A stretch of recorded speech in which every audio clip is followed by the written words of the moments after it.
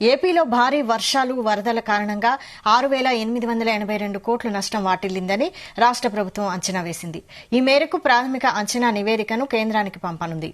ఆర్అండ్బీకి 2,164.5 కోట్లు, నీటి వనరుల శాఖకు 1,568.5 కోట్లు, పురపాలక శాఖకు 1,160 కోట్లు, రెవెన్యూ శాఖకు 770 కోట్లు, విద్యుత్ శాఖకు 481 కోట్లు, వ్యవసాయ శాఖకు 301 కోట్లు, పంచాయతీ రోడ్లకు 167.5 కోట్లు, మత్స్యశాఖకు 157.86 కోట్లు, గ్రామీణ నీటి సరఫరాకు 75.5 కోట్లు, ఉద్యాన శాఖకు 39.9 కోట్లు, పశుసంవర్ధక శాఖకు 11.5 కోట్లు, అగ్నిమాపక శాఖకు 2 కోట్లు నష్టం వాటిల్లినట్లు అధికారులు అంచనా వేశారు.